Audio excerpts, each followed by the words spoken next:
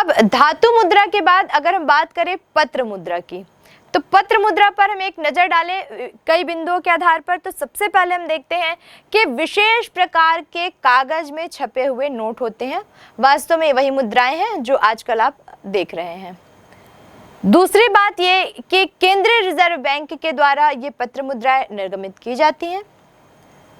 साथ ही सरकार की गारंटी होती है, सरकार के द्वारा सार्वजनिक ये जो मुद्राएं हैं इनके पर गारंटी होती है और असीमित विधिग्राह्यता होती है। इनके बारे में कोई सीमा नहीं है कि किस सीमा तक व्यक्ति इनको ग्राह्य करे, किस सीमा तक ग्राह्यता के लिए बाध्य हो। असीमित रूप से यानी इस मुद्रा को अस्वीकार कर देना एक दंडनीय अपराध माना जाता है।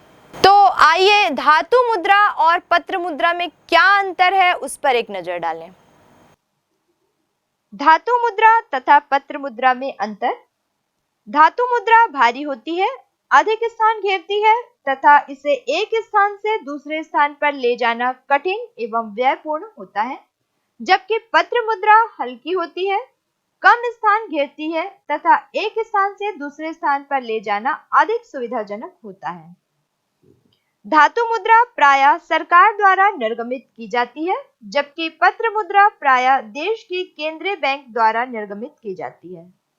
धातु मुद्रा अत्यंत महंगी होती है, जबकि पत्र मुद्रा अत्यंत सस्ती होती है। धातु मुद्रा बेलोचदार होती है, जबकि पत्र मुद्रा लोचदार होती है। धातु मुद्रा को संसार में कहीं पर भी स्वीकार किया जा सकता है, जबकि पत्र मुद्रा को केवल अपने देश में ही स्वीकार किया जा सकता है। धातु मुद्रा शीघ्र नष्ट नहीं होती है, जबकि पत्र मुद्रा शीघ्र नष्ट हो जाती है। विभिन्न आधारों पर हमने मुद्रा के वर्गीकरण को देखा। अब हम जानेंगे कि वास्तव में एक मुद्रा पदार्थ के यानी कि एक अच्छे मुद्रा पदार्थ के गुण कौन कौन से होते हैं। तो इसका सबसे पहला गुण होता है कि सामान्य स्वीकृति। सरकार के द्वारा इस पर मान्यता इनको प्राप्त की जाए, इस तरह की मान्यता इन पर रहे कि सभी लोग उसको स्वेच्छा से स्वीकार करें, किसी भी प्रकार की कोई अनिश्चितता की संभावना ना हो। यानी सरकार कम से कम लोगों में विश्वास स्थापित करे कि वो जो मुद्रा है वो सर्वमान्य है। दूसरा, लेन देन और भुगतान में सरलता हो, आसानी से लेन देन किया जा सके, आसानी से भुगतान किया जा सके, समझने सोचने कैलकुलेशन करने में बहुत ज़्यादा दिक्कत ना हो। वैसे ही यहाँ पर हम देखते हैं कि इसकी एक विशेषता ये होनी चाहिए कि टिकाऊपन हो, यानी जल्दी से फट मत जाए, जल्दी से खराब मत हो जाए। तो ये विशेषता होनी चाहिए। ज़्यादातर हम देखते हैं कि पहले जो स्वर्ण मुद्राएं होती थी जैसे वो टिकाऊ होती थी, लेकिन अब वैसी स्थिति नहीं है कि स्वर्ण मुद्राओं का प्रयोग किया जाए। लेकिन कागज के रूप में भी जिन मुद्राओं को बनाया जाए, पत्र मुद्रा के रूप में भी जिन मुद्राओं को बनाया जाए, कम से कम उसमें भी टिकाऊपन होना चाहिए। साथ में वहनीयता की हम बात करते हैं, आसानी से एक स्थान से दूसरे स्थान पर हम उसको ले जा सकें, क्योंकि वस्तु विनिमय में यही कठिनाई थी, इसी कारण वस्तु विनिमय को समाप्त किया गया। तो कम से कम इस तरह की मुद्रा का प्रचलन हो, इस तरह की मुद्रा होनी चाहिए जिसको हम आसानी से एक स्थान से दूसरे स्थान पर ले जा सकें। तीसरी इसकी विशेषता इसमें होनी चाहिए कि परिचायकता, आसानी से पहचाना जा सके। जैसे भारत में जो नोट बनती है उसमें बहुत ही स्पष्ट रूप से लिखा रहता है 20 की नोट है या 10 की है या 5 रुपए की नोट है, 50 की है, 500 की है, 2000 की है। सभी तरह के नोटों को एक सामान्य रूप से सोचने समझने वाला बच्चा भी बहुत आसानी से पहचान जाता है कि वो कितने रुपए की नोट है। और विभिन्न भाषाओं का प्रयोग भी, जो प्रचलित भाषा है उसका प्रयोग भी नोट के अंतर्गत किया जाता है, ये बताने के लिए कि वो कितने रुपए की नोट है। अगला जो हम यहाँ पर देखते हैं वो ये इसके अंदर विशेषता होनी चाहिए कि मूल्य में स्थायित्व होना चाहिए। जिसे हम देखते हैं कि मूल्य में बहुत ज़्यादा उतार चढ़ाव, बहुत ज़्यादा कम ज़्यादा मुद्रास्फीति और बार बार मुद्रा संकुचन, इस तरह की समस्याएं बार बार उत्पन्न नहीं होनी चाहिए। और ठीक इसी तरह यहाँ पर विभाज्यता होनी चाहिए। इसका एक गुण ऐसा भी होना चाहिए कि बिना टुकड़ा किए इसको विभाजित किया जा सके। यही कारण है कि छोटे से छोटे मूल्य से लेकर बड़े मूल्य तक सभी प्रकार की पत्र मुद्राएं भारत में प्रचलित हैं। आइए अब देखते हैं मुद्रा का महत्व क्या है। जैसे कि हमने इस अध्याय के प्रारंभ में ही जाना कि वस्तु विनिमय की बहुत सारी कठिनाई और बहुत सारे दोषों के कारण वस्तु विनिमय की प्रक्रिया को समाप्त करते हुए मुद्रा विनिमय का जन्म हुआ। यानी कि मुद्रा के बदले में वस्तु प्राप्त करना, इस प्रक्रिया का जन्म हुआ। अब अगर हम मुद्रा के महत्व की बात करें तो उसको हम अलग अलग भागों में बांटकर अलग अलग दृष्टिकोण से उसके महत्व को जान सकते हैं। जैसे सबसे पहला हम देखते हैं कि उत्पादन के क्षेत्र में मुद्रा का क्या महत्व है। उत्पादन के क्षेत्र की बात अगर हम करें तो हम यहाँ पे देखते हैं कि कोई भी उत्पादक जब उत्पादन का कार्य प्रारंभ करता है तो वहां पर वो कई साधनों को एकत्र करता है, कई साधनों को संगठित करता है और उसके बाद फिर वो प्रोडक्शन यानी उत्पादन का कार्य प्रारंभ करता है। तो इन सब साधनों को एकत्र करने के लिए, संगठित करने के लिए कहीं ना कहीं उसको मुद्रा की आवश्यकता होती है। अब अगर हम बात करें कि कौन कौन से साधन हैं जिनके लिए एक उत्पादक को मुद्रा की जरूरत पड़ेगी, तो इन साधनों के बारे में हम पहले भी कई बार जान चुके हैं। उत्पादन के जो 5 अति आवश्यक साधन हैं वो है भूमि, श्रम, पूंजी, संगठन और साहस। लेकिन इनके अतिरिक्त बहुत सारे छोटे मोटे अन्य साधन भी हैं जिनकी जरूरत उत्पादन की पूरी प्रक्रिया में होती है। तो उत्पादन के इन साधनों को संगठित करने, एकत्र करने के लिए उत्पादक को मुद्रा की जरूरत पड़ती है और इस दृष्टिकोण से हम कह सकते हैं कि मुद्रा जो है वो उत्पादन का एक महत्वपूर्ण साधन है। दूसरा, अगर हम बात करें उपभोग के क्षेत्र में, तो उपभोग के क्षेत्र में हम देखते हैं कि प्रत्येक व्यक्ति, चाहे वो स्वयं उत्पादक ही क्यों ना हो, चाहे वो स्वयं सेवा प्रदाता ही क्यों ना हो, कहीं ना कहीं उपभोक्ता का कार्य करता है। चाहे वो स्वयं अपने लिए कुछ यूज करे, खुद के लिए उपभोग करे, या अपने परिवार, मित्र या रिश्तेदारों के लिए कोई ना कोई सामान वो खरीदे, हर दशा में वो एक उपभोक्ता कहलाता है। और वो उपभोग का कार्य तभी संपन्न कर सकता है जब उसके पास धन यानी कि मुद्रा हो। वस्तु विनिमय के दोष को दूर करते हुए जब हमने वस्तु विनिमय के प्रक्रिया को ही समाप्त कर दिया और जब मुद्रा विनिमय का जन्म हुआ, तो इसके अंतर्गत एक व्यक्ति जो है वो अपने उपभोग की प्रक्रिया को पूरा करने के लिए मुद्रा देगा और उसके बदले में वो वस्तु प्राप्त करेगा। यानी कि कुल मिलाकर ये कहा जा सकता है कि मुद्रा के बिना अब उपभोग संभव नहीं है। तीसरे क्षेत्र की हम यहाँ पर बात करें तो हम देखते हैं विनिमय। जब हम वस्तु विनिमय करते थे तो वहां पर हम वस्तु के बदले वस्तु प्राप्त करते थे, या कहा जाए कि कम आवश्यक वस्तु के बदले अधिक आवश्यक वस्तु प्राप्त कर लेते थे। लेकिन जब हम मुद्रा विनिमय में प्रवेश कर चुके हैं तो यहाँ पर हमको केवल मुद्रा ही एक ऐसा साधन प्राप्त होती है जिसके बदले में हम वस्तु को प्राप्त करते हैं। यानी कि हम ये कह सकते हैं कि मुद्रा ही विनिमय का एक महत्वपूर्ण साधन है। चौथा, हम इसका महत्व देखते हैं वितरण के क्षेत्र में। जब हमने उत्पादन की बात कही तो हमने देखा कि 5 जो उत्पादन के महत्वपूर्ण साधन है, भूमि, श्रम, पूंजी, संगठन और साहस, तो किस तरह से इसमें कुल आय का वितरण होता है। यहाँ पर हम देखते हैं कि जो भूमिपति होता है उसको लगान दिया जाता है, जो पूंजीपति होता है उसको ब्याज दिया जाता है, जो श्रमिक होता है उसको मजदूरी दी जाती है, संगठनकर्ता को वेतन दिया जाता है और फिर जाहिर सी बात है कि साहसी जो है उसको कुछ ना कुछ लाभ मिलेगा, तभी वो उत्पादन का कार्य करेगा। तो ये जो लगान, श्रमिकों का मजदूरी, संगठनकर्ता का वेतन, पूंजीपति का ब्याज, इस तरह से जो प्रतिफल प्रदान किए जाते हैं, वास्तव में यही प्रतिफल आय का वितरण कहलाते हैं। और इनको प्रतिफल यानी कि वितरण तभी हो पाएगा जब उद्योगपति जो है, साहसी जो है, उसके पास मुद्रा होगी। तो वितरण का भी एक महत्वपूर्ण साधन मुद्रा बनती है। इसी तरह हम बात करते हैं राजस्व के क्षेत्र की, तो राजस्व में भी मुद्रा का अपना एक महत्वपूर्ण स्थान है। राजस्व के अंतर्गत हम बात करते हैं सार्वजनिक स्रोतों की, सार्वजनिक कोष की, जहां पर धन आता है और जहां से धन व्यय होता है। तो सरकार को कर और शुल्क के माध्यम से जो आय प्राप्त होती है वो वास्तव में मुद्रा के रूप में प्राप्त होती है। उसके बाद इस आय का सरकार जब व्यय करती है अलग अलग क्षेत्रों में, कभी शिक्षा के क्षेत्र में, कभी परिवहन के क्षेत्र में, कभी स्वास्थ्य के क्षेत्र में, तो इन सभी क्षेत्रों में अलग अलग जो व्यय किया जाता है वो मुद्रा के रूप में ही होता है। तो राजस्व में मुद्रा के एक महत्वपूर्ण स्थान को नकारा नहीं जा सकता। अब ये तो अलग अलग क्षेत्रों के हिसाब से हमने देखे मुद्रा के महत्व। जिस प्रकार मुद्रा का एक पूरे अर्थशास्त्र में, पूरी आर्थिक प्रक्रिया में एक महत्वपूर्ण स्थान है, उसी प्रकार इसके अपने आप में कुछ दोष भी हैं। तो आइए देखते हैं मुद्रा के दोष कौन कौन से हैं। तो हमने देखा कि मुद्रा के बहुत से महत्व हैं अलग अलग क्षेत्रों में, चाहे वो उपभोग हो, उत्पादन हो, वितरण हो, विनिमय हो या राजस्व हो, सभी क्षेत्रों में मुद्रा अपने आप में एक महत्वपूर्ण स्थान रखती है। लेकिन इसके कुछ दोष भी हैं। मुद्रा के दोष को अगर हम जानें तो उनको हम कई भागों में वर्गीकृत करके, अलग अलग करके उसका अध्ययन कर सकते हैं। जैसे सबसे पहले यहाँ पर हम देखते हैं कि मुद्रा का जो दोष है उसको हम आर्थिक दोष के रूप में अगर देखें कि मुद्रा के आर्थिक दोष कौन कौन से हैं, तो सबसे पहला यहाँ पर आता है व्यापार चक्र। व्यापार चक्र के अंतर्गत मुद्रा एक ऐसी वस्तु के रूप में प्रयोग में लाई जाती है जिसमें फ्लैक्चुएशन, जिसको फ्लैक्चुएट किया जा सके। कई बार मुद्रा की जो वैल्यू होती है वो बढ़ जाती है, कई बार मुद्रा की जो वैल्यू होती है वो घट जाती है।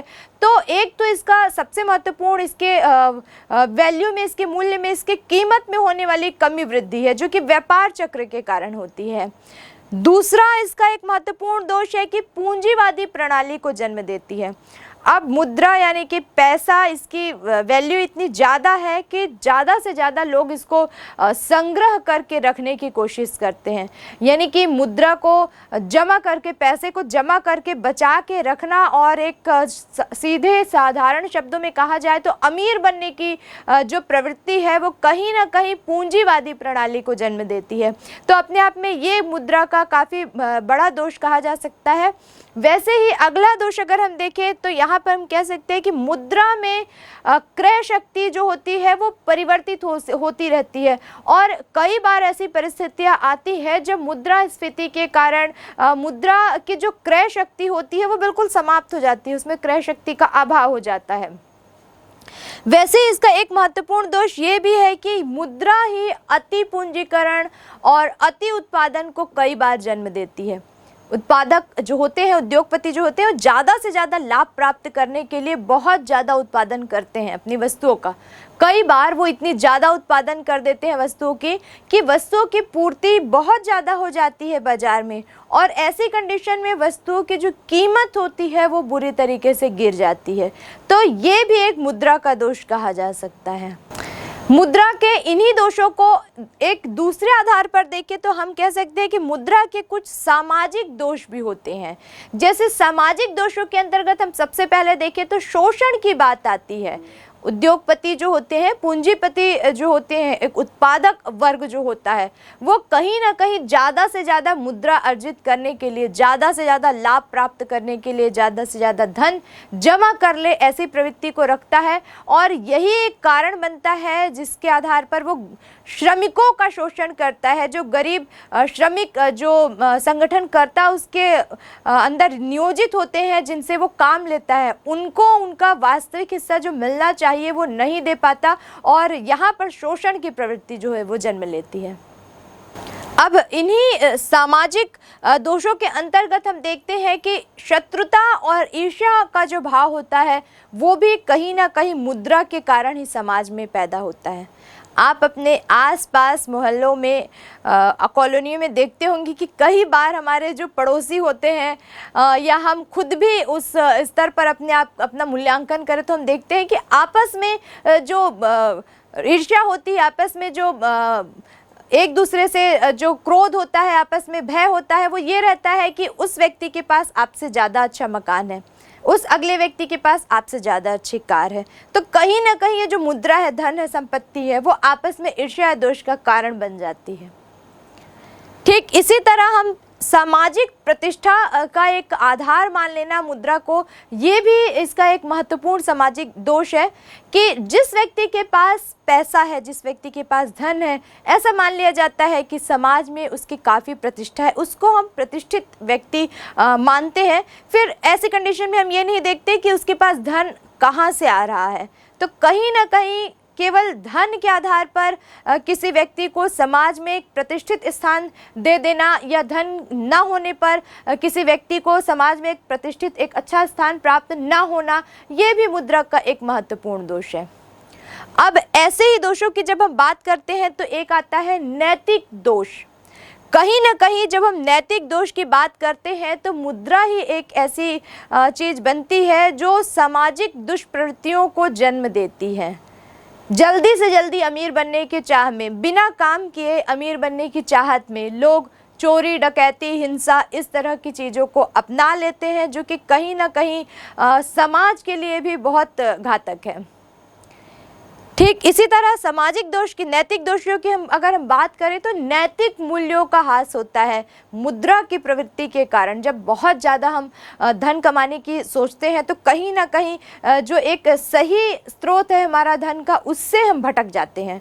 हम रिश्वतखोरी देखते हैं, बार बार हम देखते हैं कि लोग कमीशन खोरी करते हैं, कमीशन लेते हैं अनाप शनाप, या रिश्वत लिए बिना कोई काम नहीं करते। तो कहीं ना कहीं एक प्रकार का लालच ही तो है, और ये लालच जो है वो केवल मुद्रा का संग्रह करने के कारण ही उत्पन्न होता है।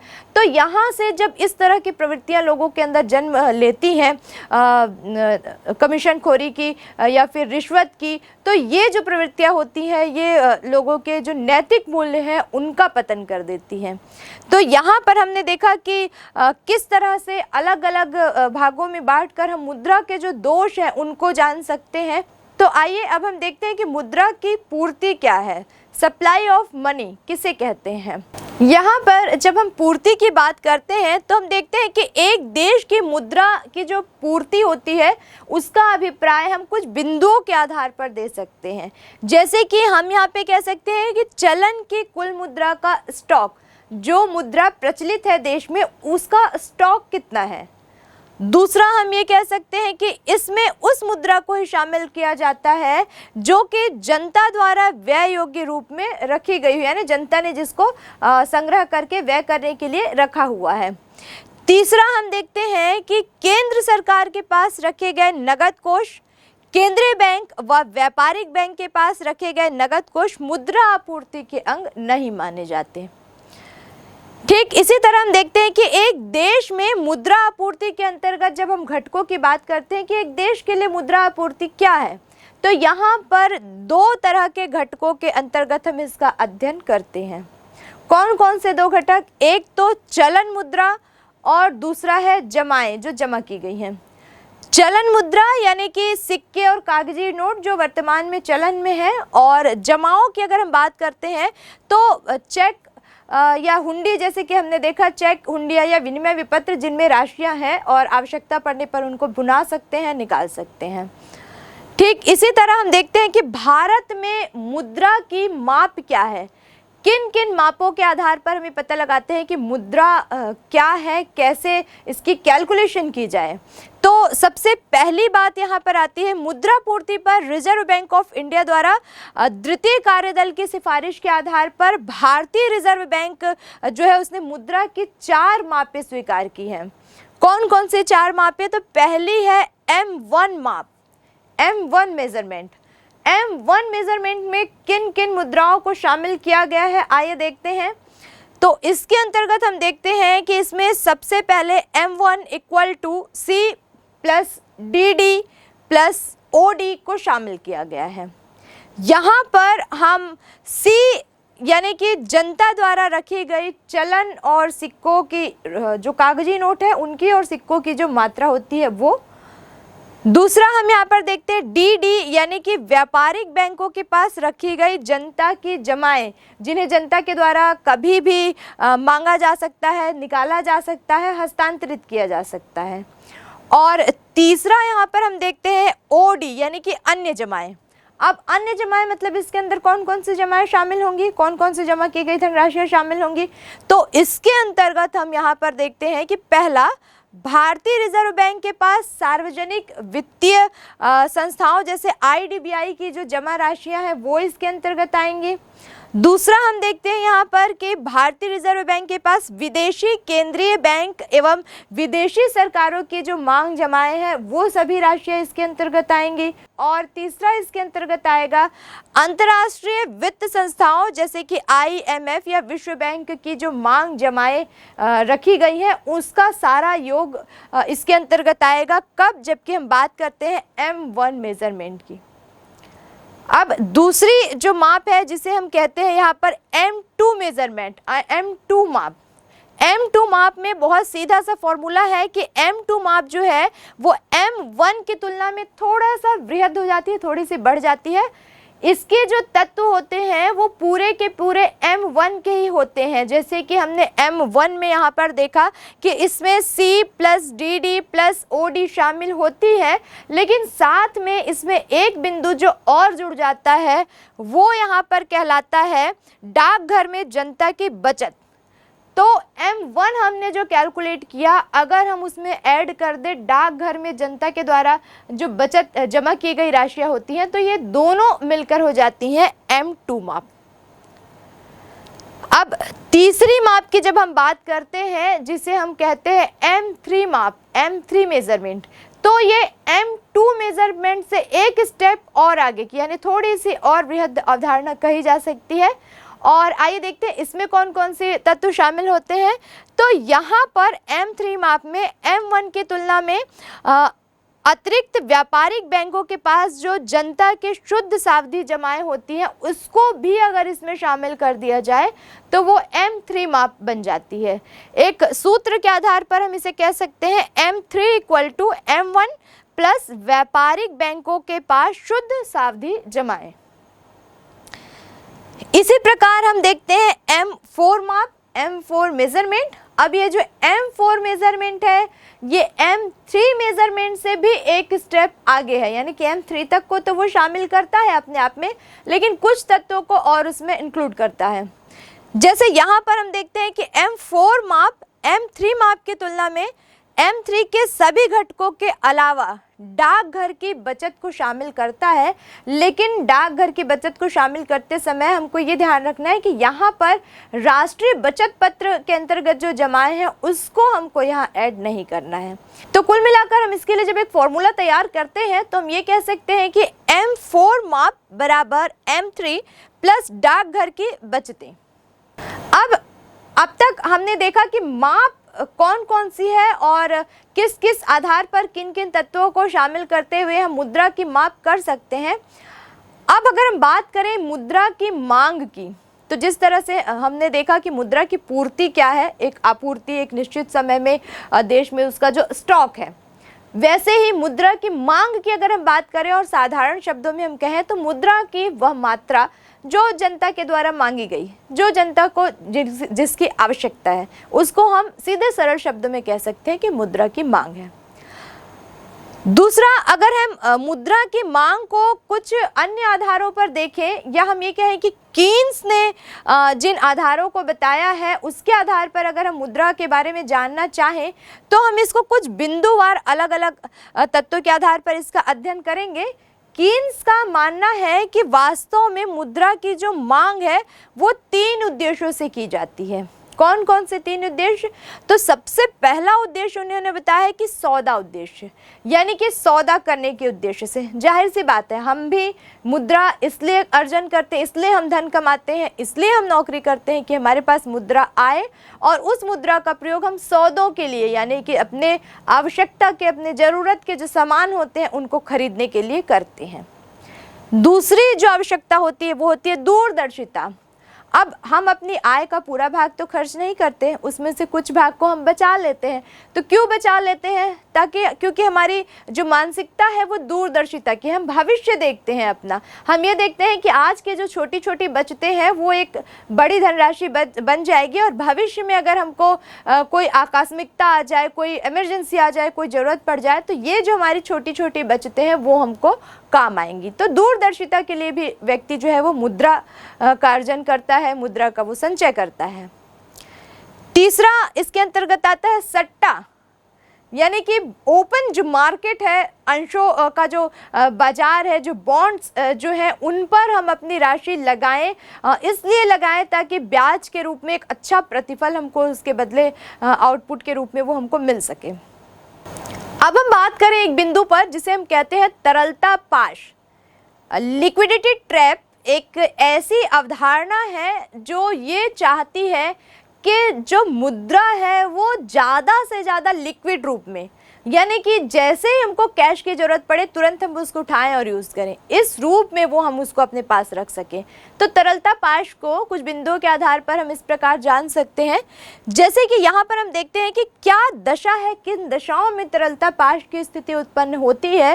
तो सबसे पहली दशा ये है कि सट्टे के लिए मुद्रा की मांग पूर्णतः लोचदार होती है। जब हम अपनी धनराशि को शेयर्स में, बॉन्ड्स में कहीं विनियोजित करते हैं तो पूर्णतः लोचदार होती है, कहीं कोई फिक्स नहीं रहता है। हम जल्दी से एक जगह से निकाल कर उसको दूसरी जगह, दूसरी से तीसरी जगह लगाते रहते हैं। दूसरी इसकी एक स्थिति ऐसी होती है जब यह पूर्ण तरलता पसंदगी की दशा है। जैसे कि हमने देखा कि जितना से ज़्यादा लिक्विड हो सके, यानी जितना से ज़्यादा वो कैश के रूप में हो सके, इस अवस्था में वो पाई जाती है। और तीसरा इसके बारे में ये जान लेना जरूरी है कि इस शब्दावली का प्रयोग किसने किया। तरलता पाश, लिक्विडिटी ट्रैप का प्रयोग जो है वो सबसे पहले प्रोफेसर जे.एम. कीन्स के द्वारा किया गया। साथ में तरलता पाश के बारे में एक बात ये जान लेना भी जरूरी है कि ये जो अवधारणा है, इस दशा में व्यक्ति अपने धन को बैंक आदि में विनियोग करने की अपेक्षा अपने पास रखता है। सबसे लिक्विड कैश वो है जो आपके पास है, आपके हाथ में, आपके पर्स में, आपकी तिजोरी में है। क्योंकि बैंक में जो है हालांकि वो लिक्विड में है, लेकिन आप जाएंगे बैंक से निकालेंगे। गोल्ड है तो आपको उसको कैश कराना पड़ेगा। लैंड अगर आपने कहीं इन्वेस्ट करके रखा है लैंड पे, तो उसको जब आप सेल करेंगे तब वो आपके पास लिक्विड एसेट्स, वो कैश आएगा। लेकिन सबसे लिक्विड कैश तो वो है जो आपके पास, आपके हाथ में है। कई बार ऐसी दशाएं उत्पन्न हो जाती हैं कि लोग बाजार की दशाओं से, बाजार का जो गिरता हुआ स्तर होता है उसको देखकर अपने पैसों को अन्य बॉन्ड्स या शेयर्स में विनियोजित नहीं करना चाहते और कैश के रूप में उसको अपने पास रखते हैं। साथ में इस दशा में हम ये भी देखते हैं कि न्यूनतम ब्याज पर हानि की आशंका भी एक ऐसी दशा बनती है जब लोग बॉन्ड्स में पैसे नहीं लगाकर अपने पास उसको संचय करके रखने की प्रवृत्ति रखते हैं। तरलता पाश के बारे में हम ये कह सकते हैं कि इसका एक विकल्प ये भी हो सकता है कि यहाँ पर अतिरिक्त नकदी को निष्क्रिय परिसंपत्ति के रूप में भी रखा जा सकता है। तो इस पूरे अध्याय में हमने देखा कि किस प्रकार वस्तु विनिमय के दोष को दूर करते हुए, उसकी कठिनाइयों को देखते हुए हमने उसकी प्रक्रिया को समाप्त किया और वस्तु विनिमय के स्थान पर मुद्रा विनिमय का जन्म हुआ। मुद्रा क्या है, किस प्रकार कार्य करती है, किन किन क्षेत्रों में उसके महत्व है, इसके बारे में भी हमने जाना। अब हमारा अगला स्टेप होगा कि मुद्रा जो है वो आती कहाँ से है, किस प्रकार सुरक्षित रूप से उसका संचय होता है, किस प्रकार से ऋण के रूप में हम वापस उसको प्राप्त कर लेते हैं। तो इन सब बातों को जानने के लिए हम अपने आगे के अध्याय देखेंगे व्यापारिक बैंक और बैंकों का महत्व, उनके कार्य और उनकी प्रक्रिया के बारे में।